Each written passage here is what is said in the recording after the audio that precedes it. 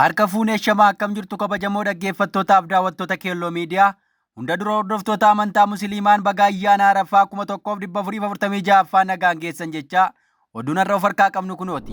Qaala'insa jireenyaa irra taa'aa jira jechuun muummeen ministeera Itoophiyaa Abiyyi Ahimad dubbatan.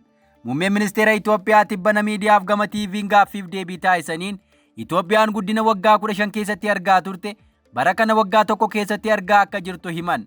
Akkasuma qaala'insa jireenyaa to'achaa jiraachuu dubbatan. Wayita biyyi qaala'insa jireenyaa damdamachuu dadhabne jedhee himataa jirutti oduun qaala'insa jireenyaa to'atamaa jira jedhu muummee ministeera biyyattiin dhaga'amuu isaati. Itoophiyaa keessa akka jiru jijjiirama osoo hin taane waan raajiidhaa akka jedhan muummeen ministeera Itoophiyaa kun jijjiiramni dhufe saffisaa fi qulqullina nuti fiduudhaaf yaanneen olidhaa jedhaniiru. Dhugaa dubbachuuf uummanni Itoophiyaa ijji isaa akka banamu, qalbiin isaa akka banamuuf carraa gaarii argate. Ifa isaaf bahee hubachuudhaan akka dhimma itti ba'uu dhimmamuun isaa akka ajaa'ibsiifatan dubbatan. Muummeen ministeera Itoophiyaa gaaffiif deebii taasisan kanarratti dinagdeen maaraayikil jedhan kanaaf agarsiiftuu kan eeran yoo ta'u akka lakkoofsa Itoophiyaa bara 1984 hanga bara 1998 gidduu waggoota jiran 15 oomishaaleen gara alaatti ergaman irraa galiin argame doolaara biliyoona 7.5 qofa akka ture dubbatan. Bara kana waggaa tokko keessatti daldala alatti erguurraa doolaara biliyoona 8 argatti Itoophiyaan ka jedhan biyyi waggaa tokko keessatti doolaara biliyoona 8 argattu waggoota 15 guutuu maal hojjechaa jirti jedhaniiru. Barri kun yeroo jalqabatti bara Itoophiyaan itti damdamattudha jedheen ture ka jedhan muummeen ministeera Itoophiyaa. Barri kun bara damdamannaati ka jedhan gaggeessaan kun kana milkeessuuf ammallee waggaa 4 hanga 10 akka itti fudhatu kaasan. Akka aangoo qabataniin biyyattiin gara jijjiiramaatti dhufuuf bulchiinsa isaaniif uummanni akka yeroo laature deddeebiin gaafataa turan. Dubbiin isaanii kun sanaan kan wal fakkaatudha.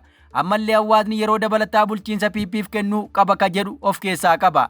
Dhimma gaaffii miindaa ogeeyyii fayyaas kan kaasan muummeen ministeera Itoophiyaa Abiyyi Ahimad gaaffii miindaa biyyattii keessatti isaan dabalatee hundi akka qabu eeran. Kan ogeeyyii fayyaa kan uummataa irraa adda miti jedhaniiru. Oduu keenyatti aanuun Israa'el jala bultii ayyaana Arafaa irratti Beerut leelte.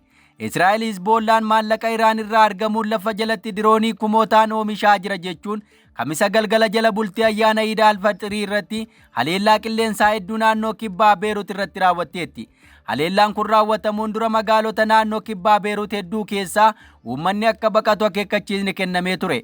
Haleellaan kun kan raawwatame Israa'elii fi garee Hizboollaa jidduutti ji'oota 6 darbaniif waliigalteen dhukaasa dhaabuu erga hojiirra oolaa tureen booda.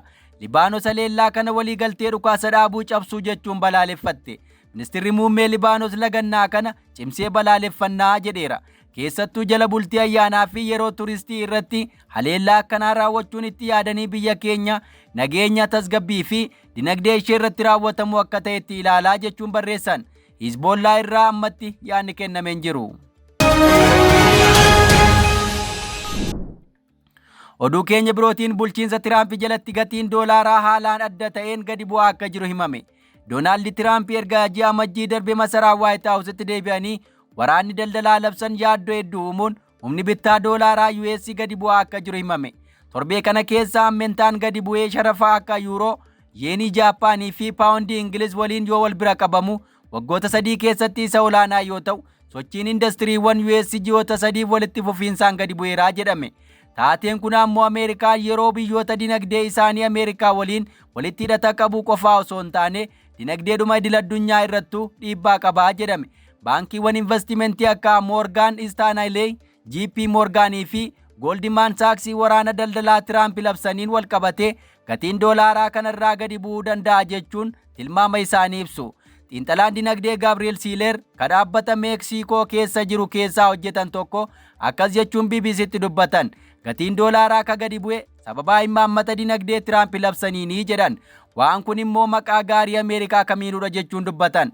Akka Siiler jedhutti imaammanni dinagdee Tiraamp labsan hojiirra oolchaa jiran kun guddina Ameerikaa kamiidhu qofaa osoo hin taane amantaa biyyoonni sharafa doolaaraa Ameerikaa irraa qaban illee gaaffii keessa galchaa jedhan. Jijjiiramni ijoon humni doolaaraa gadi bu'uun fide meeshaaleen Ameerikaatti oomishamanii alatti ergaman gabaa addunyaa irratti dorgomaa ta'uudha. Sababni ammoo namoota biyya alaatti oomisha Ameerikaa bitaniif gatiin rakasa waan ta'uufi. Gama kaaniin immoo oomishaaleen biyyoota biraarraa gara Ameerikaa seenan sababa qaraxa irra kaa'ameetiin gatiin isaanii qaalii ta'a. BBC'n akka jedhetti dhalli baankii US keessatti gadi bu'uun doolaarri gatii isaa akka dhabu taasisa.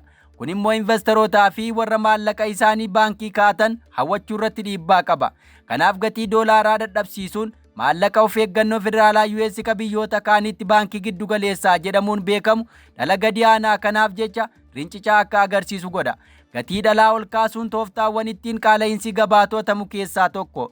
Sababni ammoo dhalli ol ka'an namoonni wayii bituu akka hirrisanii qusannaa jabeessan waan godhuufi. Tiraamp kuusaan maallaqaa federaalaa dhala akka gadi buusu ajajan.